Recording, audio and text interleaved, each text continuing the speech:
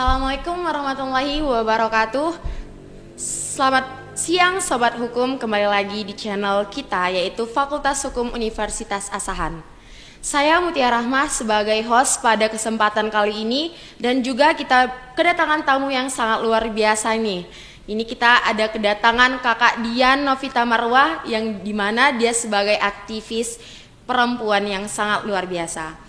Jadi sebelum itu saya ingin perkenalan diri, saya Mutia Rahma dari kelas Hans Kelsen semester 2 dan juga saya memberi nih kesempatan buat kakak Dian untuk perkenalan diri kepada audiens kita nih. Assalamualaikum warahmatullahi wabarakatuh. Selamat siang, saya Dian Novita Marwah, biasa dikenal Dian Marwah. Sekarang aktivitas saya masih menjadi ibu rumah tangga dan punya profesi sebagai advokat. Itu sangat luar biasa ya, yang dimana kakak sekarang udah berumah tangga nih. Mungkin karena sudah berumah tangga, fokusnya udah kemana-mana nih. Dan juga pertama-tama saya akan bertanya nih dengan kakak, kan sekarang kan kakak sebagai aktivis nih. Bagaimana sih perjuangan kakak untuk sebagai advokat ini, yang dimana di tanggapan orang-orang advokat perempuan ini di nomor 2-in gitu. Sebenarnya sih advokat nggak cita-cita. Advokat tuh nggak sama sekali nggak cita-cita karena memang saya tidak dilatar belakangi oleh pendidikan SMA. Saya malah SMK jurusan teknik sipil sebenarnya. Jadi saya alumni SMK 2 yang pada saat itu memilih jurusan bangunan, bercita-cita menjadi insinyur atau arsitek gitu lah. Namun ternyata takdir berkata lain gitu ya. Jadi ketika saya sudah dapat beasiswa PMDK, ternyata tidak disetujui oleh orang tua saya untuk menempuh pendidikan lanjut di Medan. Akhirnya saya memutuskan untuk ngambil Fakultas Hukum di di Sekolah Tinggi Ilmu Hukum Muhammadiyah Asahan. Ya karena frustasi sebenarnya, karena malas aja udah ngambil jurusan-jurusan lain yang ngitung-ngitung, ya udah ngambil yang gak usah ngitung, pikirannya begitu sih. Jadi ya perjalanan itu sepertinya yang mengantarkan saya sebagai advokat sih. Oh iya, jadi dengan tadi perjalanan kakak ini kan sangat luar biasa nih, yang dimana dia awalnya dari teknik sipil pindah ke hukum nih, yang sangat bertolak belakang. Sangat. Jadi nih kak, menurut kakak nih apa aja sih effort sebagai perempuan yang sangat yang ingin menempuh ke advokat gitu kak? Ya sebenarnya effort kita ya, upaya kita sebagai perempuan untuk bisa sejajar dengan kawan-kawan advokat yang laki-laki ya. Kita sebenarnya lebih kepada melihat potensi kita. Potensi kita ini di mana sih gitu. Karena anak fakultas hukum juga nggak mesti harus jadi advokat kan. Iya. Bisa juga bekerja di segala bidang, di perbankan, di perusahaan-perusahaan, bahkan notaris dan lain sebagainya. Namun ketika kita sudah memilih sebagai advokat, ya meningkatkan sumber daya manusia kita sendiri sebenarnya yang harus kita upayakan benar-benar bagaimana kita bisa mempunyai ruangan-ruangan atau jaringan-jaringan yang membuka peluang bagi kita sebagai perempuan untuk bisa mengembangkan potensi kita sebagai advokat. Oh, jadi tadi kan tentang effortnya nih, upaya kita itu dari diri sendiri gitu ya. Jadi karena tadi udah kakak jelasin tentang effortnya, jadi saya ingin bertanya nih kak, apa aja sih tantangan kita sebagai perempuan yang ingin mengejar mimpi kita, terutama nih ya yang pengen banget jadi mimpinya itu sebagai advokat kak? Tantangannya sampai sejauh ini ya buat saya nggak tahu ya untuk yang lain. Namun buat saya sampai hari ini masih bisa kita atasi gitu. Ya tantangan yang terbesar itu adalah menghadapi orang. Iya. Menghadapi orang terus bagaimana kita bisa menjadi seseorang yang dipercaya oleh orang lain untuk menangani berbagai kasusnya atau mendengarkan segala keluhan dan curhatannya gitu kan. Jadi kitanya sendiri sih tantangan terbesar itu adalah menghadapi orang. Apakah orang itu bisa percaya dengan apa yang kita sampaikan atau tidak? Ya kembali lagi ketika kita punya SDM yang mumpuni mungkin orang akan lebih percaya. Makanya kalau saya cara pribadi itu bisa sampai pada titik ini itu ya saya melakukan upaya lebih mungkin dari yang lain karena saya aktif di organisasi di berbagai organisasi. Jadi itu juga menjadi salah satu sumber ilmu karena ketemu banyak orang, ketemu dengan orang-orang yang saya anggap mampu menambah ilmunya saya gitu. Jadi tantangannya lebih kepada kitanya sih, bisa nggak dipercaya oleh orang lain, gitu sih. Jadi karena tadi kan tantangannya tuh, apakah ada nggak Kak kalau misalnya di dunia pekerjaan Kakak tuh ada ketidaksamarataan nih antara perempuan dan laki-laki, yang biasanya klien-klien tuh pasti milih yang laki-laki yang dimana mereka pikir itu lebih bijaksana atau bagaimana? Bagaimana pendapat Kakak? Sebenarnya bukan ketidaksetaraan ya. Namun ada beberapa case, memang beberapa kasus yang kita hadapin itu umpamanya perceraian. Ketika kliennya itu adalah perempuan, dia merasa lebih care ke kita kalau untuk cerita, lebih enak, lebih aware, lebih terbuka kalau ketemunya sama kita. Karena apa? Menganggap bahwa curhatan dia itu kan bersinggungan dengan posisi dia sebagai perempuan gitu. Dan ada beberapa case yang mungkin karena kita yang lebih paham terhadap beberapa persoalan, mereka juga lebih percaya walaupun itu tidak perempuan gitu. Jadi saya kan hari ini berkantor berpartner dengan orang lain gitu, yang notabene di kantor cuma saya yang perempuan. Jadi di situ juga saya melihat bahwa tidak ada sih ketimpangan itu. Yang ada itu hanya bagaimana kalau kita bicara tentang perdata gitu, kelebihan kita di perdata kan banyak ya. Iya, banyak termasuk agraria, tanah, apalagi warisan, terus ya perceraian sendiri, harta gono gini dan lain sebagainya. Nah, saya harus juga mengakui bahwa kemampuan saya itu tidak 100% mampu meramu itu semua menjadi kepiawaian saya, tidak. Malah saya beranggapan bahwa saya punya kekurangan di beberapa case gitu, dan beberapa kekurangan itu saya tutupi dengan case-case yang saya anggap ini saya bisa nih gitu, lebih di sini. Nah, jadi kalau di kantor itu ada beberapa case yang memang saya yang lebih diserahin gitu, karena dianggap lebih di situ. Tapi saya juga harus sadar diri, ada beberapa case yang harus saya serahin juga kepada orang lain, karena saya menganggap bahwa saya kurang apa sih dengan case itu gitu, kurang bisa. Saya bilang nanti takutnya tidak bertanggung jawab, karena seorang advokat itu kan bertanggung jawab terhadap kliennya, itu dia. Jadi lebih ke situ sih, nggak ada sebenarnya. Jadi kita yang seperti kakak katakan tadi nih, bagaimana sih Kak tanggapan Kakak terhadap orang awam yang biasanya itu kalau misalnya melihat wanita karir nih, banyak menganggap kalau misalnya mereka itu tidak peduli kepada keluarga, apalagi Kakak sudah berumah tangga nih. Masih ada gitu ya? Masih ada. Karena apa ya? Ya memang mungkin kita berada di lingkungan yang berbeda, berada di lingkungan yang menganggap perempuan itu mungkin kelas 2 itu bahasa saya ya, kelas 2 dalam artian bahwa perempuan boleh mungkin mengenyam pendidikan, namun kalau sudah bicara karir stop. Mungkin ada yang begitu. Alhamdulillahnya saya lahir di keluarga yang demokratis gitu loh. Saya tidak pernah dipaksa untuk jadi apapun.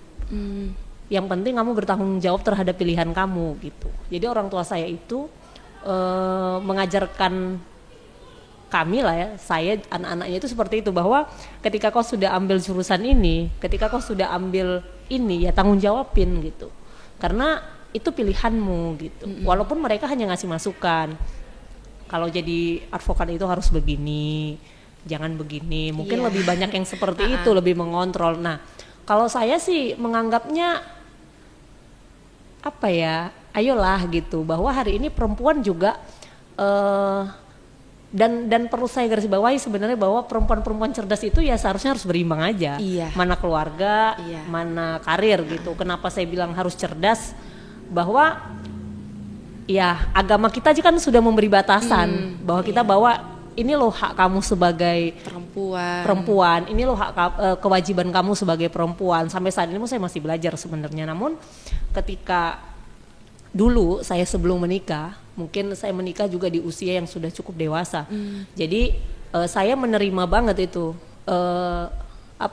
mulai dari pertanyaan kapan menikah sampai ketika dianggap mementingkan karir saja gitu kan. Namun saya kembali bahwa saya menggantungkan jodoh saya ya kepada Tuhan gitu kan, bahwa mau semanapun saya berupaya untuk kenal orang lain gitu kan. Namun ketika itu bukan jodoh saya, ya lagi-lagi saya belum bisa menikah gitu. Dan itu saya alami. Jadi ketika hari ini saya sudah menikah pun, saya punya suami yang latar belakangnya juga jauh berbeda dengan saya anggap hari ini ya ini yang saya butuhkan gitu. Saya tetap bisa berkarir, tetap bisa berprofesi sebagai advokat, namun saya tetap bisa menjadi istri dan ibu gitu.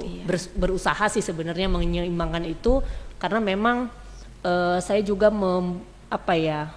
saya juga coba membuka ruang juga buat saya pribadi, bahwa saya juga harus tahu diri gitu kan, bahwa kita perempuan punya batasannya apa ya, punya kewajiban harus seperti ini dan itu, seperti ya ajaran agama gitu kan. Jadi pegangan saya lagi-lagi ke situ, bahwa ada hak dan kewajiban yang harus kita emban sebagai perempuan, dan itu yang membuat kita ekstra sebenarnya, ekstra dan tantangan tersendiri buat perempuan ketika punya profesi apapun itu, bukan cuman advokat mungkin ya. Walaupun mungkin advokat menjadi salah satu profesi yang agak sedikit memerlukan ekstra apapun banget. Itu baik ilmu, terus waktu, lingkungan sendiri. Jadi advokat ini cenderung punya lingkungan yang agak sedikit luas gitu ya, luas.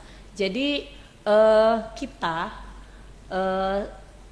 ketika kita punya lingkungan yang luas ini kan, kita perempuan ini kan kembali lagi dianggap bahwa itu kurang pantas gitu kan, ketika kita punya teman-teman diskusi yang notabene lebih mayoritas laki-laki gitu. Itu saya hadapi. Namun saya bantah dengan bahwa ya kita juga membatasi diri, bahwa itu hanya sebagai ruang-ruang diskusi, menggali potensi kita dan menggali sumber daya kita gitu, bahwa sebenarnya kita bisa kok seperti kawan-kawan yang lain gitu, karena kesempatannya ada. Tinggal kesempatan itu mampu nggak kita ambil, itu sih sebenarnya.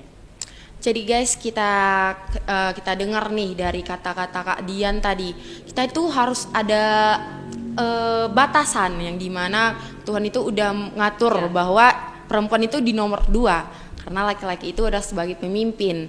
Jadi Kak, karena tadi Kakak udah bilang nih kalau Kakak itu rupanya salah jurusan nih, apakah ada culture shock nih Kak, kayak sebenarnya ini sangat mengejutkan nih pelajar kayak gini gitu. Buat saya bukan cuma mengejutkan, cuman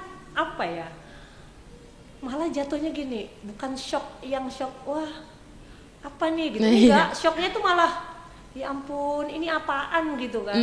Saya tidak pernah mengenal dunia ilmu sosial, karena jelas ya teknik ini kan lebih eksakta gitu. Jadi sama sekali saya buta yang namanya sosiologi, saya buta antropologi, saya buta ekonomi, apalagi yang berkaitan dengan sosial, sangat buta gitu, karena saya nggak punya latar belakang itu. Satu-satunya dasar yang saya miliki karena SMP mungkin. Oh iya, mungkin semua kan semuanya dipelajarin. Nah, dan PPKN yang tetap dan sejarah ya pada saat zamannya saya nggak tahu sekarang perkembangannya bagaimana. Namun PPKN dan sejarah lah yang menjadi muatan yang saya punya untuk ilmu sosial gitu. Mungkin berbeda dengan kawan-kawan yang di jurusan SMA ya, PS lah khususnya gitu. Jadi shocknya itu lebih kepada nggak dunia saya sekali nih gitu. Sangat bertentangan gitu. Bahkan saya kuliah itu di setahun setengah atau hampir 2 tahun, malah saya datang duduk pulang saja gitu. Saya nggak pernah kepikiran mau jadi advokat, jadi notaris, kerja di mana, enggak sama sekali gitu. Saya lebih mikirnya bahwa ya udah, yang penting saya sarjana saja gitu, melepaskan beban dan tanggung jawab saya sebagai anak yang sudah memilih untuk melanjutkan pendidikan di bangku kuliah, itu saja. Awalnya seperti itu, makanya saya nggak punya bayangan sama sekali untuk jadi apa setelah lulus, itu belum ada di semester awal ya. Jadi Kak, yang tadi Kakak bilang kan belum ada nih yang bayangan pengen jadi apa. Jadi setelah Kakak lulus tuh tiba-tiba pengen jadi advokat, itu motivasinya apa tuh Kak? Nah, sebenarnya motivasinya tuh begini. Jadi ketika saya di semester 6 masuk semester 7 saya jadi ketua BEM di Badan Eksekutif Mahasiswa di kampus saya itu. Di situ saya mulai sadar bahwa saya kuliah ini punya tanggung jawab gitu loh, bukan cuma tanggung jawab jadi sarjana, namun ketika Tridharma Perguruan Tinggi itu hadir di tengah-tengah kita sebagai mahasiswa, ternyata ada tanggung jawab besar yang harus kita sampaikan gitu. Ketika kita sudah mendapatkan pendidikan, kita melakukan penelitian, nah bisa nggak kita mengabdi ke masyarakat gitu. Jadi di semester apa ya? Di semester 7 lupa sih saya, tapi sebelum tamat ya, 7 ke 9 mungkin, atau pertengahan saya menjadi ketua BEM, saya sudah bergabung di LBH, Lembaga Bantuan Hukum Pos Medan. Jadi bersama Bu Suryani. Oh, iya. Jadi saya kenal beliau juga di situ ya gitu. Jadi Bu Suryani itu yang banyak menjadi salah satu senior saya lah gitu di LBH itu, yang mengantarkan saya untuk jadi advokat gitu loh. Jadi setelah saya bergabung di LBH, saya merasakan bagaimana kerja-kerja relawan bantuan hukum itu. Setelah itu saya keluar, resign sebagai relawan karena mau menyelesaikan S1 saya, skripsi dan lain sebagainya, sambil saya bekerja juga. Setelah itu baru tamat kuliah, saya malah kerja jadi wartawan 1 tahun. Oh, jurnalis. Ya, saya pernah di jurnalis itu 1 tahun. Setelah 1 tahun saya anggap bahwa itu bukan fashion saya, karena ada beberapa hal yang saya temui di lapangan itu bertolak belakang dengan prinsip saya. Jadi setelah itu ada duit ya, ada gaji dari media itu, karena ketepatan saya di media nasional, alhamdulillah. Jadi setelah itu saya udahlah nekat aja gitu. Saya ikut PKPA, pendidikan khusus profesi advokat itu, dan saya lalui 3 bulan. Jadi kalau di zaman saya itu PKPA dulu 3 bulan, bukan sebulan sih, 3 bulan. Jumat Sabtu saya harus ke Medan dengan modal hanya ongkos yang dikasih orang tua saya gitu kan. Jadi dan orang tua saya sudah bilang bahwa setelah kamu jadi sarjana, ya cukup sampai di situ pendidikan yang kami berikan gitu. Selebihnya kalau kamu mau sekolah lebih, ya kau harus upaya sendiri gitu. Jadi ketika saya memutuskan untuk PKPA, orang tua saya cuma bilang bahwa kami cuma bantu hanya ongkos doang. Ongkos kereta api yang pada saat itu mungkin hanya berapa, 17.000 atau berapa gitu, saya lupa. Masih murah gitu. Sangat murah, belum ada AC seperti sekarang kan.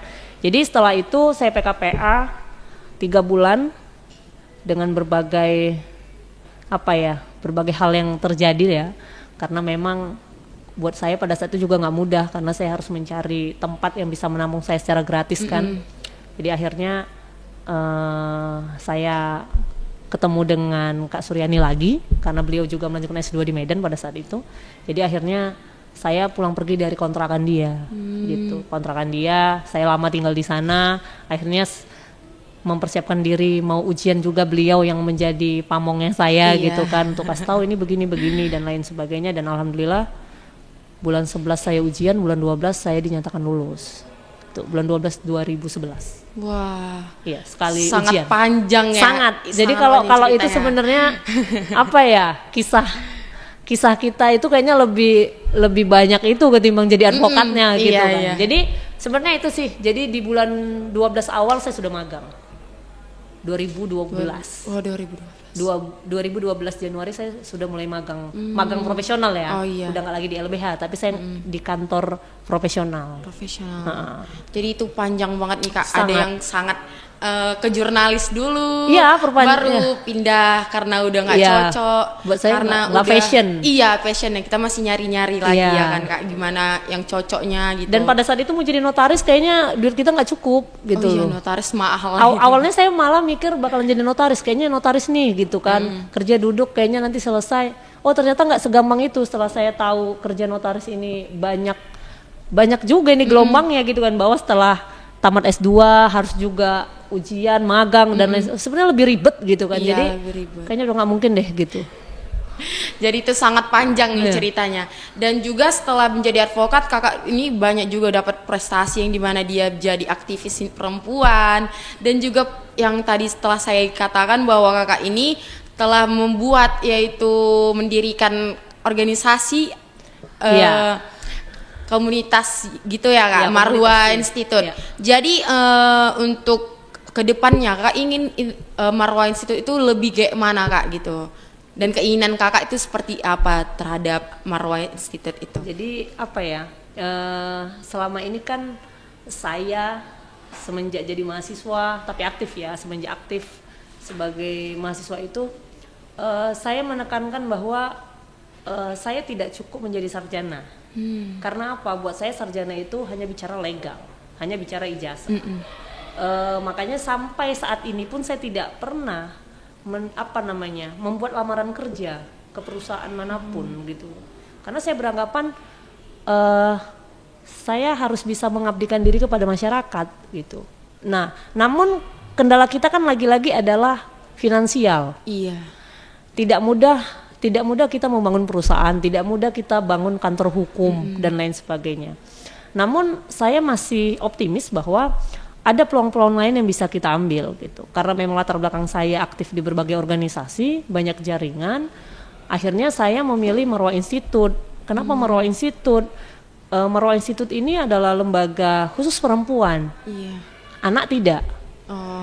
Jadi biasa kan orang punya organisasi kalau udah bicara perempuan pasti sama anak. Iya. Perempuan dan anak. Nah, menurut saya di Asahan ini hampir sama dengan daerah lain yang kecenderungannya bicara perempuan dan anak.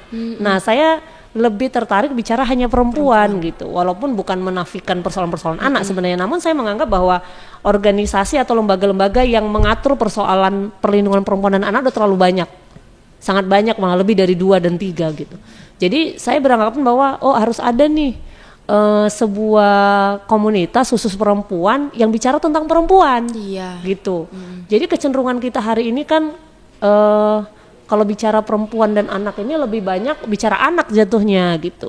Nah, biarlah kawan-kawan yang hari ini sudah fokus di lembaga perempuan dan anak, bicaralah mereka di program-program mereka. Nah, Marwah Institute ini lahir karena saya tertarik bahwa ada lembaga hari ini yang bicara tentang SDM, sumber daya manusianya. Jadi saya tidak bicara tentang kasus. Karena Marwah Institute bekerja sama dengan berbagai lembaga-lembaga bantuan hukum untuk menangani kasus-kasus yang dialami oleh perempuan. Nah, Marwah Institute ini khusus menjadi penghubungnya saja untuk bicara case. Namun kita lebih kepada bicara sumber daya manusianya. Nah, Marwah Institute ini hadir untuk menjadi ruang-ruang baru, ruang-ruang diskusi bagi perempuan-perempuan gitu. Jadi, ini dia sarjana nih. Namun kenapa ya dia tidak tertarik dengan dunia ilmunya dia gitu. Lah kita bicara dari hati ke hati, kita bicara perempuan. Bahwa perempuan saya nggak bisa nih jadi advokat karena keterbatasan saya dilarang dan lain sebagainya. Nah, tapi kan bukan berarti perempuan tidak produktif. Iya, betul. Gitu loh. Ketika kamu jadi sarjana hukum, ketika kamu tidak diperbolehkan untuk bisa mengembangkan diri di luar, kamu kan tetap juga bisa mengembangkan diri dari rumahmu gitu. Apa itu? Jadilah relawan-relawan kita gitu loh, untuk berbagi kisah, berbagi ilmu, berbagai apa yang sudah dia dapatin gitu kan, melalui ya sekarang lebih dipermudah ya, Zoom meeting bisa dan lain sebagainya. Nah, jadi Marwah Institute hadir mengambil ruang-ruang itu sebenarnya. Jadi kita bicara kesehatan, kita bicara hukum, kita bicara perempuan dan politik, kita bicara tentang bagaimana hadirnya perempuan ini sebagai salah satu memang pilar gitu kan, bahwa tidak sekedar perempuan ini hadir hanya sebagai pelengkap gitu, tidak. Walaupun kita punya batasan, lagi-lagi itu saya bilang bahwa kita juga ada diskusi-diskusi yang sifatnya lebih kajian agama sebenarnya, supaya perempuan juga menyadari bahwa batasannya apa. Kamu boleh beraktivitas, namun kamu tidak boleh nggak sampai nggak pulang gitu. Kamu boleh beraktivitas, namun ingat gitu kan, kamu juga harus pinter-pinter bagi waktu, kamu harus bisa masak, kamu harus dan lain sebagainya. Sebenarnya pekerjaan rumah tangga bukan juga pekerjaan perempuan saja sebenarnya, namun bagaimana kita bisa berbagi saja sebenarnya gitu. Jadi disitulah saya punya visi misi untuk menghadirkan Marwah Institute, dan kenapa menggunakan nama Marwah Institute juga itu dedikasi saya sebagai anak kepada orang tua saya, karena Marwah itu nama kedua orang tua saya kan. Jadi hanya dedikasi itu sebetulnya. Ya lebih kepada peran sumber daya manusianya itu yang perlu kita tingkatkan dan kembangkan. Itulah hadirnya Marwah Institute. Ya, itu sih sebenarnya. Jadi kesimpulan dari perbincangan kita pada section hari ini itu kita itu boleh menjadi seorang independent woman sebagai my body my choice, tapi kita juga harus tahu batasan-batasan kita yang telah disampaikan di Al-Qur'an juga, yang telah diberitahu oleh agama kita, yaitu perempuan itu boleh di atas, tapi kita harus ada batas, yang dimana laki-laki itu sebenarnya sebagai pemimpin. Dan juga karena telah selesai tadi perbincangan kita, mungkin saya juga berterima kasih dan minta maaf kepada Kak Dian. Baiklah, setelah perbincangan tadi saya dengan Kak Dian, maka setelah perbincangan ini saya akan mundur diri. Saya Mutia Rahma sebagai host pada section kali ini. Undur diri. Assalamualaikum warahmatullahi wabarakatuh.